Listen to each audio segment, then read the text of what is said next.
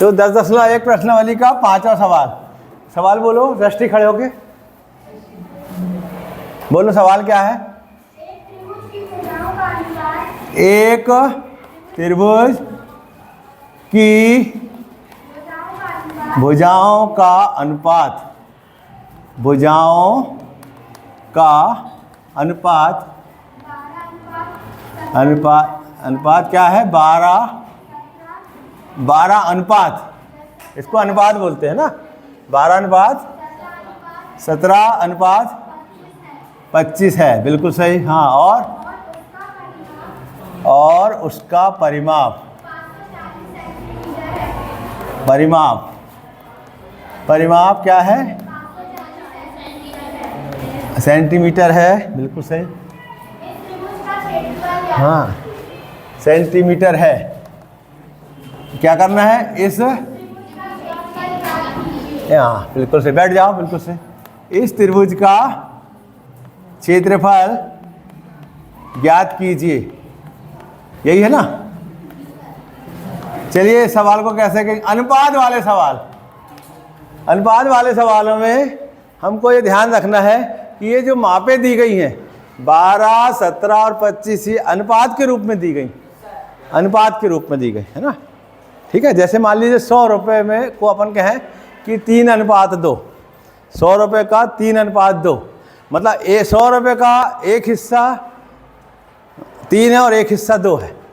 100 रुपये को अगर अपन 2 भागों में बांटें और एक को 3 हिस्सा दें और एक को 2 हिस्सा दें, है ना, तो पहले वाले को कितने रुपए जाएंगे? 60 रुपये, 3 हिस्सा, 20-20 के 5 हिस्से बनाना पड़ेगा कि नहीं उसको, 100 रुपये के।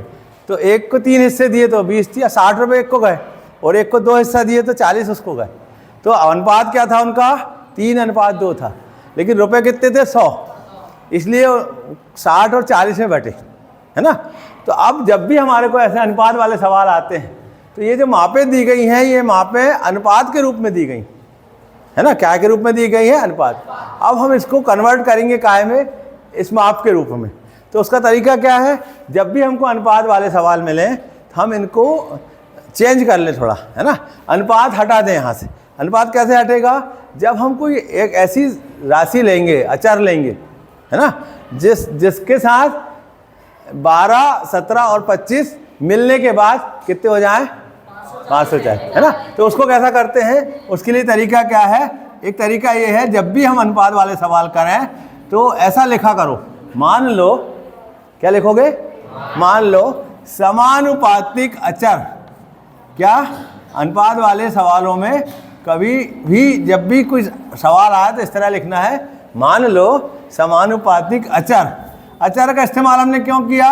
क्योंकि कि यहाँ एक निश्चित राशि है सभी के साथ, 12 के साथ, 17 के साथ और 25 के साथ, है ना, वो उसका गुणा होने के बाद ये राशि बनती, तो वो एक तरह से अचर राशि है। लेकिन हमको वो नहीं मालूम कि वो कौन सी है, उसको हम अभी निकाल लेंगे।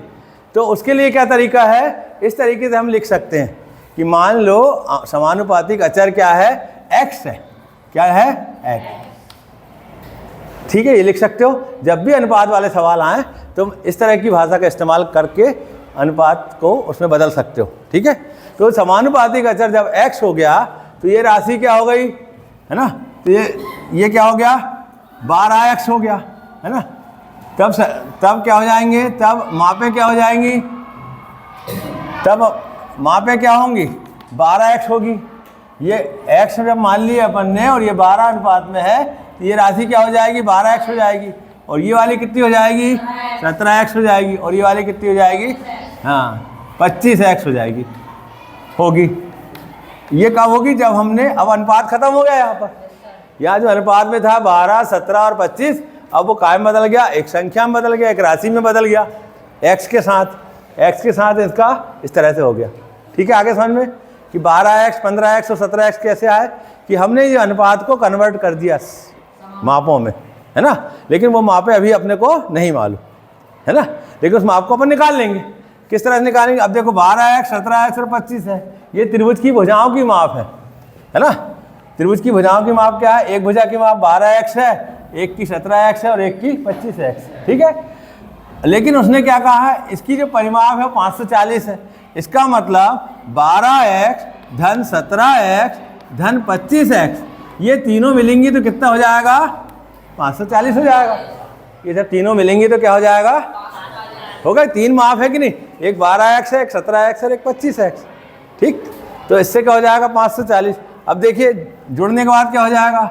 12 और 17 कितना हो गया? 29 हो गया कि नहीं? 29 और 25 क्या हो गया? 54 हो गया। 2 और 7 9 और 5 14 की 4 आंस लाई, 1 2 और 1 3 और 2 5, 54x हो गया। ये हो गया कि नहीं? 54x बराबर 540। तो यहाँ से x बराबर क्या जाएगा? 540/54 आएगा कि नहीं? तो कट जाएगा, तो x बराबर क्या जाएगा? 10। कटेगा कि नहीं? 10 बार कटेगा। x का मान आ गया 10। जब x का मान मालूम हो गया तो हम 12x भी निकाल सकते हैं, 17x भी निकाल सकते हैं और 25x भी निकाल सकते हैं। ठीक है, तो यहाँ पर निकाल लें अपन क्या? 12x बराबर क्या हो जाएगा? 12 गुणित 10, 120 होगा, है ना? 120 सेंटीमीटर हो जाएगी माप। एक भुजा की माप 1 सेंटीमीटर। दूसरी भुजा कितनी है? 17x। हाँ बिल्कुल सही, 170, बहुत बढ़िया। और तीसरी भुजा कितनी है? 25x। 25 गुणित 250। तीनों मापें निकल गई। अब तीनों मापें आ गई। यहाँ अनुपात था, अनुपात कायम बदल गया उसी मापों में। आप देख लो, इसका टोटल 540 आएगा। 120, 170 और 250, है ना? यही करें, 120, 170, 250।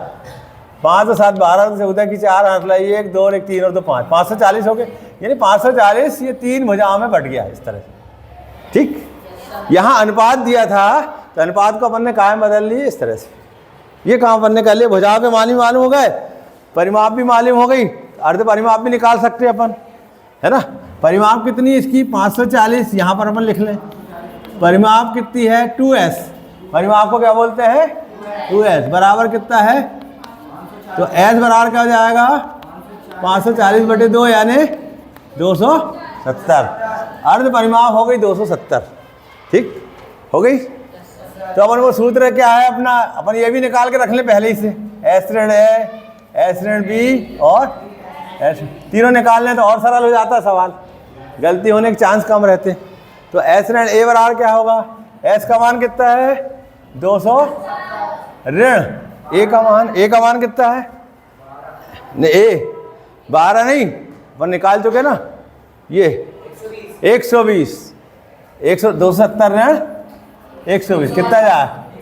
150 सेंटीमीटर। ठीक है, s ऋण b का मान क्या आएगा?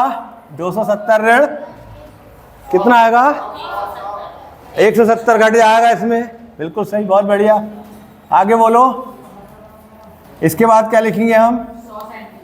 यहाँ क्या लिखें? हाँ, ऋण 250, बिल्कुल सही, बराबर 20 है। अब सभी मापें आ गई, अब आसान हो गया अपने लिए सवाल। तो यहाँ क्या लिख सकते हैं अपन? हीरोइन के सूत्र से, हीरोइन के सूत्र से क्या होता है? सूत्र लिखना पड़ेगा पहले। हाँ, area of triangle ABC, area of triangle ABC बराबर क्या होता है? कर्णी, हाँ, S ऋण B, S ऋण, मान रख दो। कर्णी लगाना ही पड़ेगा पहले। अब S का मान कितना है? S का मान देखिए 270, है ना? 270। S ऋण A का मान कितना है? 150। ठीक है, और इसके बाद S ऋण B का मान 100 और S ऋण C का मान 20। ठीक है, तो 1 2 3 4, 1 2 3 4 500 हो गए थे। इनके गुणनखंड कर लो, सबसे अच्छी बात। 27 गुणनखंड क्या क्या होंगे? 3 गुणित 7, 3 त्रिकाल 9 या 27, 3 गुणित 3 गुणित 3, है ना? और गुणित 10 भी आएगा यहाँ पर, 270 है ना? 3 त्रिकाल 9, 9 या 27, 270 आ गया। 150 का क्या हो जाएगा? 3 गुणित 5 गुणित 10 हो गया। 100 का क्या होगा? 2 गुणित 5 गुणित 10, 2 पंचे इसको भी लिख 2 गुणित 5, हाँ, और फिर 2 गुणित 5 ऐसा लिख सकते हैं। 100 हो गया कि नहीं? और 20 का क्या होगा? 2 गुणित 2 गुणित 2 दूनी 4 गुणित 5। जितने गुणनखंड बने उससे कोई फर्क नहीं पड़ता, छोटे छोटे गुणनखंड बनाना चाहिए, है ना? ठीक है, उसमें गलतियाँ नहीं होती। अब देखो जोड़े कितने बन रहे हैं, एक जोड़ा ये बन गया, है ना, ये और ये बन जाएंगे, तो लिखते जाएं, बनाते जाएं, लिखते जाएं, ठीक है।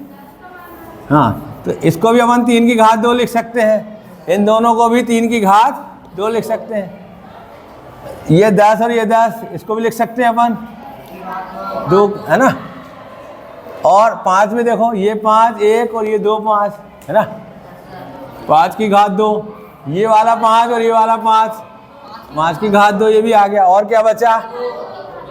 2 की घात 1 और 1 2, फिर ये 1 और 1 2, फिर यहाँ लिख दो 2 की घात 2 2 की घात 2। और क्या बचा? कुछ बचा है क्या? नहीं बचा। तो इस सब में वर्ग लगा, सब बाहर आ जाएंगी, है ना। तो क्या हो जाएगा? 3 गुणित 3 गुणित 10 गुणित 5 गुणित 5 गुणित 2 गुणित 2, ठीक। 1 2 3 4 5 6 7। अपन कोशिश क्या करें, वर्ग के रूप में आ जाए, है ना। जैसे अपन ने 10 का वर्ग लिख दिया, 5 गुणित 2 लिख दिया, उससे कोई फर्क नहीं पड़ेगा, है ना। अपने को हल करना है बस। अब गुणा कर लो, 3 त्रिक 9, 9 धाम 90, 9, हाँ, और 9 पना 45, 450, ठीक है। हाँ, और गुणा करो इसको, 10 पना 50 और 50 पंचे 1250, हैं। 2 दूनी 4 पंचे 20 पंचे 100, 2 दूनी 4 पंचे 20 पंचे 100, 100 में 10 का किए तो 1000, और 3 त्रिक 9, 9 में 1000 गुणा किए तो 9000, हाँ, 9000 सेंटीमीटर स्क्वायर नहीं बोलते, वर्ग सेंटीमीटर बोलते हैं, है ना, स्क्वायर सेंटीमीटर बोलते हैं। इस तरह से इसका आंसर आ जाएगा 9000 वर्ग सेंटीमीटर। तो ये गणना जो है तुम अपने हिसाब से कर लिया करो, है ना। ये वाली जो गणना है इसमें अपने को घबराना नहीं है, छोटे छोटे गुणनखंड भी बनते हैं तो बनने दो, है ना। बड़े गुणनखंड में हो जाता है तो ज़्यादा अच्छा है, नहीं होता तो छोटे गुणनखंड बनाओ और सीधे 2 2 का पेयर बना लो बस, फुर्सत, ठीक। आया नहीं आया समझ में? सरल है ये प्रश्न वाली, ज़्यादा कठिन नहीं। तो इस तरह से तुम मान निकालोगे तो ज़्यादा आसान हो जाएगा। इसी मान को जब हम यहाँ निकालते हैं तो गलतियाँ ज़्यादा होती, इसको पहले ही निकाल के रख लो। एस ऋण ए कितना आएगा, एस ऋण बी कितना आएगा और एस ऋण सी कितना आएगा, ठीक है। आ गया समझ में? चलो ठीक, और हम इसको भेज दें।